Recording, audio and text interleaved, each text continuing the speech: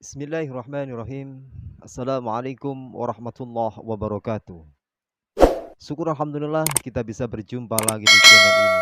Salawat dan salam selalu dan tetap tercurah kepada junjungan kita Nabi besar Muhammad sallallahu alaihi wasallam. Allahumma salli ala sayyidina Muhammad wa ala ali sayyidina Muhammad.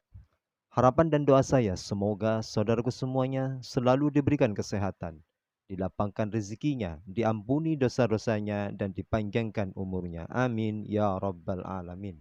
Sahabat beriman yang dirahmati Allah, ada sebuah maksiat yang banyak dilakukan oleh manusia, yang kebanyakan mereka tidak menyadari perbuatan ini dapat menurunkan semua ibadahnya, dapat tertolak semua ibadahnya kepada Allah Subhanahu wa Ta'ala. Walaupun dia seorang ahli ibadah sekalipun, ahli zikir, ahli puasa, ahli tahajud, akan tetapi kalau dia melakukan perbuatan ini, ibadahnya tidak diterima oleh Allah Subhanahu wa Ta'ala. Bahkan dia selalu di dalam murkanya Allah dan murkanya Rasulullah. Sebagaimana yang terdapat dalam kitab Al-Jauharul Mauhud wa Bahjatul Qulub karya Alama Syekh Ali bin Abdurrahman Al-Kalantani rahimahullah pada halaman 157. Di masa kenabian Nabi Muhammad sallallahu alaihi wasallam, dulu ada seorang lelaki bernama Alqamah. Dia seorang yang rajin dalam masalah ibadah, salat, puasa dan sedekah.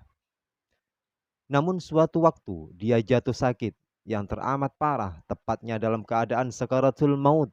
Namun entah kenapa Alqamah yang taat itu kesulitan untuk melafazkan kalimat La ilaha illallah.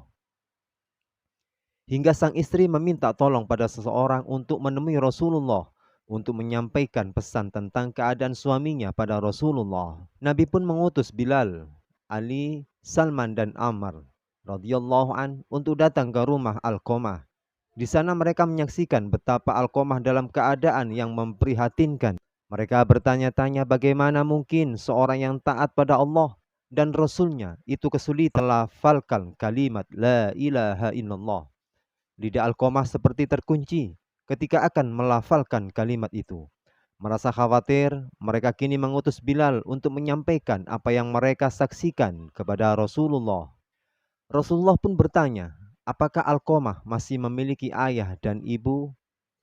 Ayahnya sudah meninggal, tapi dia masih memiliki seorang ibu yang sudah renta.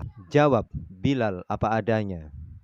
Baiklah, temuilah ibu Alqamah, aku titip salam untuknya. Jika dia masih mampu berjalan, dia bisa menghadapku. Jika tidak bisa, maka aku akan ke sana. Rasulullah menitahkan itu pada Bilal. Bagaimana yang dikatakan Rasulullah? Bilal menyampaikan itu pada ibu Alqamah. Lebih baik aku yang menemui Rasulullah, ucap ibu Alqamah. Meski sedikit tertatih-tatih dengan tongkat sebagai penyangga, ibu Alqamah menemui Rasulullah. Dia mengeluhkan salam dan langsung disambut Rasulullah.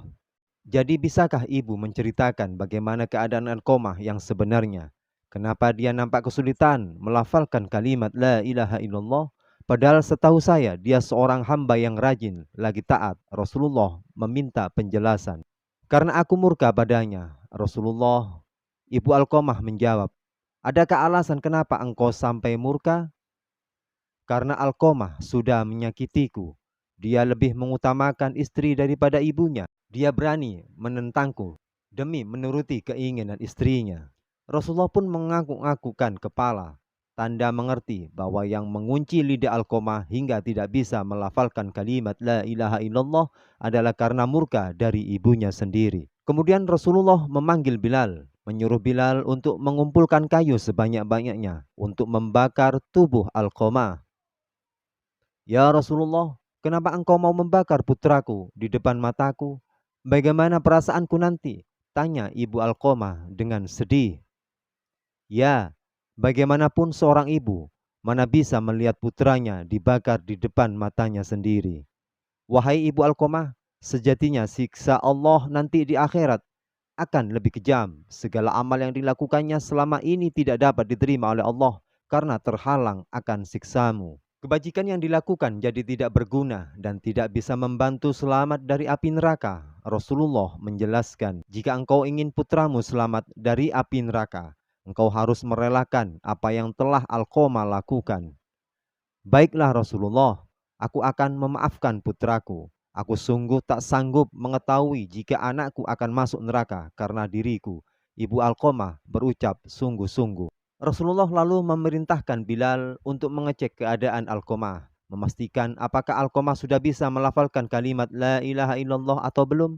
Karena jika sang ibu mengatakan semua itu hanya karena malu, bukan dari hati, maka apapun bisa terjadi. Namun ternyata ibu Alqamah sungguh tulus telah memaafkan putranya. Karena ketika Bilal sampai di pintu rumah Alqamah, dia mendengar Alqamah mengucapkan kalimat La ilaha illallah.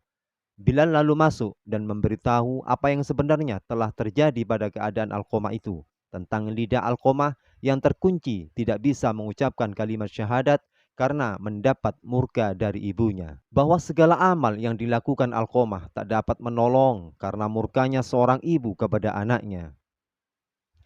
Dan hari itu setelah ibunya memaafkan Alqamah, dia pun kembali ke rahmatullah. Dia lalu dimandikan, dikafani, dan disolatkan oleh Rasulullah Sallallahu Alaihi Wasallam. Setelah dikuburkan, Nabi Muhammad Sallallahu Alaihi Wasallam berkata, "Wahai sahabat muhajirin dan ansor, barang siapa yang mengutamakan istrinya daripada ibunya, maka ia mendapat laknat dari Allah, para malaikat, dan sekalian manusia.